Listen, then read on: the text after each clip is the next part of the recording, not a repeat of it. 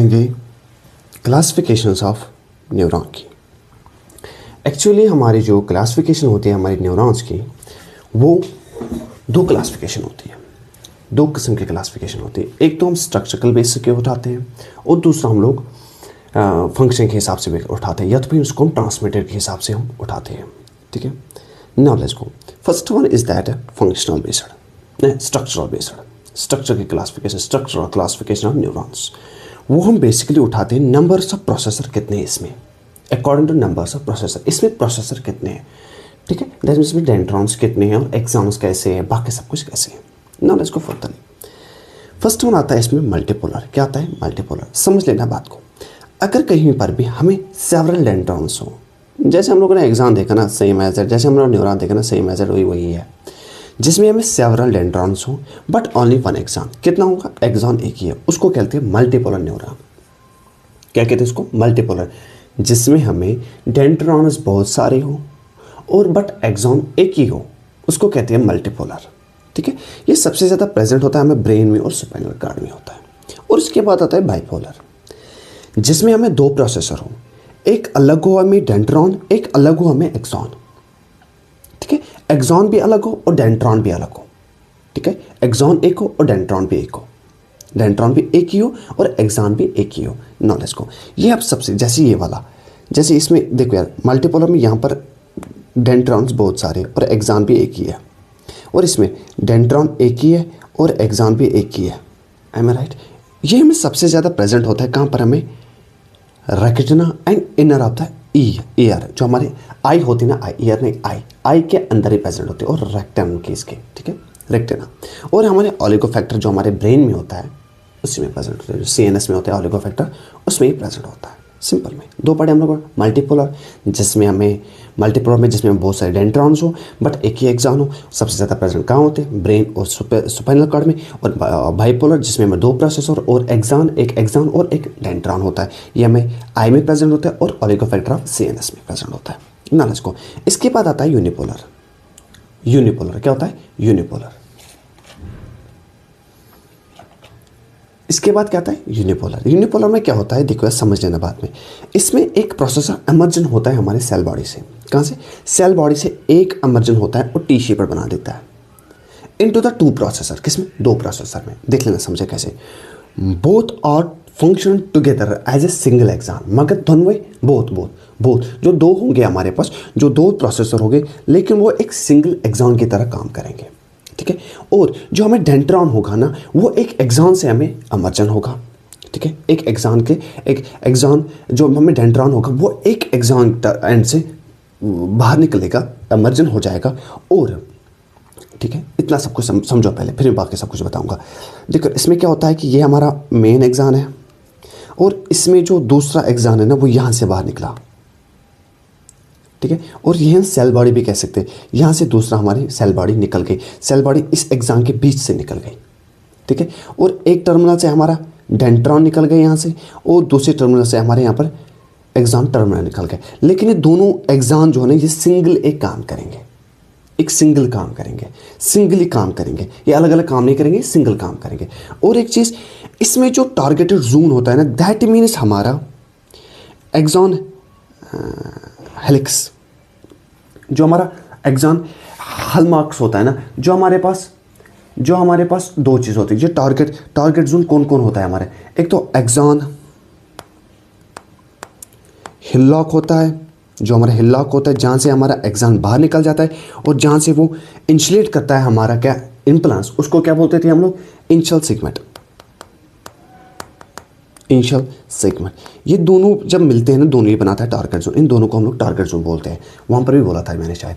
ठीक है, जो टारगेट जोन होता है ना, ये लोकेटेड होता है at the junctions of the axon and dendron.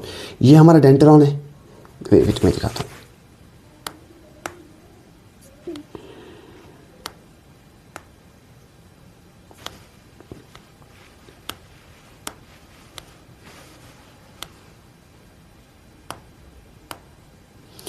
ये हमारा डेंड्रॉन है, एम आई राइट? ये हमारा डेंड्रॉन है। क्या है? ये हमारा डेंड्रॉन है और ये हमारा एक्सॉन है। इन दोनों के बीच में हमारा टारगेट जोन होता है। इस टारगेट जोन में क्या क्या होता है हमारे पास?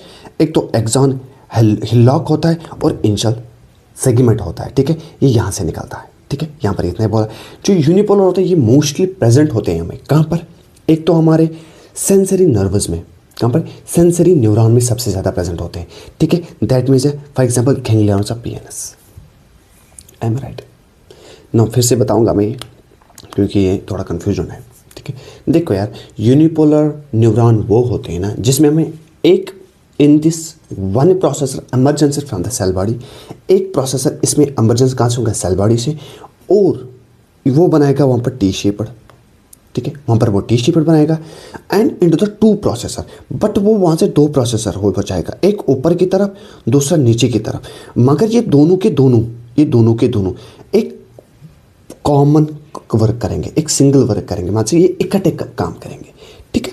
जो हमारा डेंड्रॉन होता है ना, डेंड्रॉन हमें एमर्जेंट कहाँ से होता है, एक एक्सॉन से, इस वाले एक्सॉन से नहीं, इस वाले एक्सॉन से, एक एक्सॉन से हमें यहाँ पर एक एग्जाम बन गया, यहाँ पर दूसरा एग्जाम बन गया, लेकिन हमारा डेंड्रॉन कहाँ से, एक एक्सॉन से एक इमर्जेंट हो जाएगा।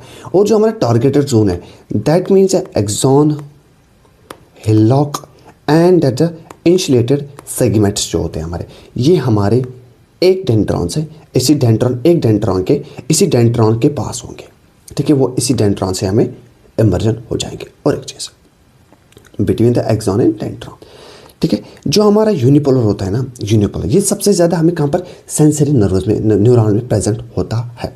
और एक चीज़, ये सबसे ज़्यादा फॉर एग्जाम्पल हमारा गैंग्लियॉन्स ऑफ द पीएनएस, जो हमारा गैंग्लियॉन्स पीएनएस है उसमें प्रेजेंट होते हैं। Now let's go further. अगर हम फंक्शनल क्लासिफिकेशन करेंगे, वो किस बेस पे हमें होता है, वो बेसिस होता है हमें transmission, direction of transmission of nerve impulses, जो हमारे नर्व इम्प्लांस उसकी डायरेक्शन कैसी है, ठीक है। उसमें हमें सबसे पहला वाला आता है अफेक्टेड, दूसरा आता है इफेक्टेड, तीसरा आता है associated. Now let's go first of all affected, या उनको सेंसरी नर्व भी कहते हैं। देखकर ये करता है काम, ये हमें इंफॉर्मेशन कैरी करता है from sensory receptors to the CNS. For example sensory receptor की अगर मैं बात करूं, वो आता है हमारे पास सिकिन, सबसे सिकिन क्या आता है, सिकिन। जैसे कि मैंने यहाँ पर टच किया, यहाँ से लेकर यहाँ तक, ब्रेन तक, सीएनएस तक, हमारे सीएनएस तक जो भी इंफॉर्मेशन गई, ठीक है, उसको कहते हैं। जो इंफॉर्मेशन कौन नर्व ले जाएगा, हमारा न्यूरॉन ले जाएगा, उसको बोलते हैं सेंसरी न्यूरॉन। और ये अफेक्टेड एरिया है जहाँ पर अफेक्टेड हो गया, ठीक है। दूसरा और भी एक चीज़, ये इंफॉर्मेशन कैरी करता है impulses from the lower to higher तक भी, लोअर टू हायर सीएनएस में, सेंटर नर्वस में, ठीक है, सेंटर ऑफ सीएनएस में। For example from the cerebellum, यहाँ पर हमारा सेरिबेलियम होता है, और यहाँ पर हमारा सिस्टम होता है, ठीक है, जहाँ पर हमारा मिडला ओब्लांगेटा भी, यहाँ से भी यहाँ तक भी ले जाता है, ठीक है। दैट मीन्स मिडला ओब्लांगेटा से लेकर भी हमारे सेंट्रल नर्वस सिस्टम तक ले भी सकता है, वहाँ पर भी अंदर भी करवा सकता है, जैसे कि सेरिबम से लेकर सेरिबेलियम तक, या तो फिर सेरिबेलियम से लेकर ब्रेन सिस्टम तक, मिडला ओब्लांगेटा, बाकी चीज़ सब हर एक चीज़ में ले जाता है, ठीक है ना। इसको इसके बाद आ जाता है हमें अफेक्टेड, इफेक्टेड EFF होता अफेक्टेड AFF, ठीक है ना। इसको ये था इफेक्टेड न्यूरॉन, या तो मोटर न्यूरॉन बोलते हैं इसको। ये क्या काम करता है, ये कन्वे करता है, ये वापस कहाँ से, सीएनएस टू सीएनएस आता है, away from the CNS to affected area, यानी कि ब्रेन से लेकर हमारे सेंटर नर्व से लेकर हमारे इफेक्टेड एरिया तक। जहाँ पर मैंने अभी ये कहाँ पर किया था, यहाँ से वापस गया ये इम्प्लांस, कहाँ पर इंफॉर्मेशन गई हमारे, यहाँ से जो नर्व्स ने लिया था, न्यूरॉन से लिया था, वो था हमारा अफेक्टेड, जो वहाँ से लेकर वापस वो था इफेक्टेड, ठीक है, वो है इफेक्टेड, जो वहाँ से वो सीएनएस से वापस लेके आएगा, हमें सेंटर नर्व से वापस लेके आएगा। और ये हायर टू लोअर सेंटर में भी हो जाता है हमारे सेंटर नर्व सिस्टम में, जब मैं ब्रेन की बात करूँगा। ये wire they are responsible actually takes place, जहाँ पर हमारे रेस्पॉन्स, दैट मीन्स ये हमारे रेस्पॉन्स वापस लेके आ जाता है, ठीक है। दैट्स मीन जो हमारे पास, फिर से एक बार बोल, जो अफेक्टेड होते हैं, जो सेंसरी हो जाते हैं, वो हमारे किसी भी ऑर्गन से लेकर, फॉर एग्जाम्पल स्किन से लेकर हमारे किसमें, सेंटर नर्व सिस्टम में ले जाता है। और सेंटर कौन, इफेक्टेड कहाँ से लेके आता है, वो सेंटर नर्व से लेकर हमारे अफेक्टेड एरिया में जाकर स्किन तक लेके आएगा मुझे। Now let's go furtherly. इसके बाद आता है एसोसिएशन नर्वस या तो इंटर नर्वस, ठीक है। Now let's go neurons. ये कम से कम हमें 90% हमारे न्यूरॉन्स में होता है। 90% सबसे ज़्यादा कौन होता है, ये होता है इंटर न्यूरॉन्स। ना इसको they are mostly located in the centre nervous system, ये सबसे ज़्यादा हमारे सेंटर नर्वस सिस्टम में होता है। और कुछ फ्यू फैले होते हैं हमारे सेंटर में और पेरिफेरल में, कम फैले होते हैं हमारे सेंटर और पेरिफेरल में। नाउ लेट्स गो, इसकी फंक्शन क्या होती है? ये फंक्शन ये कैरी करता है impulses from the sense to the sensory to the motor nerve तक। कहाँ पर? Sensory to motor. That means इनके बीच में जहाँ पर एक काम होता है ना, समझो इसका काम है कि काम करना और भेज देना, रेस्पॉन्ड को रेस्पॉन्ड बना देना और भेज देना, ठीक है। इनके बीच में जैसे कि एग्जांपल, ये ब्रेन है हमारा, यहाँ से एक आ गया अफेक्टेड सेंसरी नर्व, इसने भेज दिया, और यहाँ से आ गया वापस जो हमें मोटार था, मोटार न्यूरॉन्स, ठीक है।